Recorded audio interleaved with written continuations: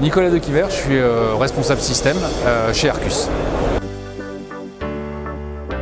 On a deux grands clients. On a un client France, où en général on répond à un appel d'offres avec des consignes très précises. Puis après on a l'export, où on propose spontanément des véhicules qui seront adaptés aux besoins du client. Alors là vous avez un VAB Mark III, qui est le descendant du VAB Mark I, qui est encore dans l'armée française. Il est beaucoup mieux protégé, il est plus lourd, il est beaucoup plus mobile. La proposition d'Arcus, c'est de transporter des gens en sécurité sur le champ de bataille, principalement. Et c'est ce qu'on a essayé de faire là, c'est-à-dire qu'on a le véhicule, on a la mobilité, on a la protection, et on a rajouté des systèmes qui permettent de protéger encore mieux l'équipage et de mieux réagir en cas d'agression. Il y a plusieurs capteurs sur le véhicule, il y a des capteurs de bruit, il y a des capteurs laser, et effectivement on a le drone Chronos qu'on voit à l'arrière, à côté du capteur de départ de coup. Alors, le drone Chronos, pour nous, il a plusieurs avantages, et notamment c'est qu'il peut rester en vol 24 heures sur 24, à environ 70 mètres de haut, ce qui permet d'avoir une vision de son environnement proche et moins proche sur plusieurs kilomètres, voire plusieurs dizaines de kilomètres. Il est filaire, donc il ne vole pas sur batterie. Donc déjà, il peut emmener beaucoup plus de charge utile et rester en vol en permanence. Donc en fait, par rapport aux autres drones, il a une optique qui est bien meilleure qualité. Autre gros avantage, c'est comme c'est filaire, il n'émet pas. C'est-à-dire, il n'y a pas d'émission radio, il n'y a pas de réception de radio. Donc vous n'êtes pas en train d'allumer un gyrophare au milieu du champ de bataille. Ce sujet, c'est l'enfer. Alors là, on a un drone d'observation, c'est intéressant.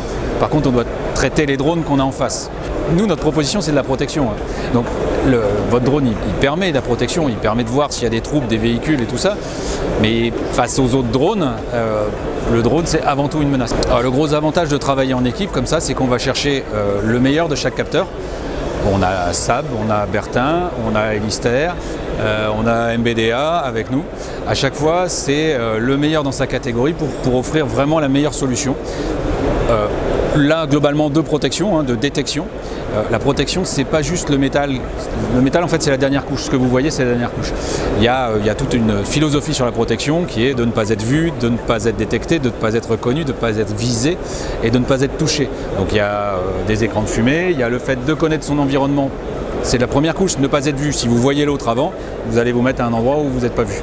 C'est ce que peut nous apporter Elister ou les caméras périmétriques qu'on peut avoir, ou encore le laser warning system si jamais on est vu. Alors il faut imaginer le stress qu'ils ont dans ce genre de véhicule, dans des situations dangereuses. Ça leur permet de voir assez loin autour. Il est assez simple d'utilisation. Alors tout de suite, ce qui saute aux yeux, c'est évidemment on ne peut pas l'envoyer 2 km plus loin pour voir ce qui se passe. Par contre, depuis 70 mètres de haut, sans qualification de pilote, puisqu'il suffit de le faire monter et descendre, j'ai envie de dire dans le véhicule, tout le monde peut l'utiliser.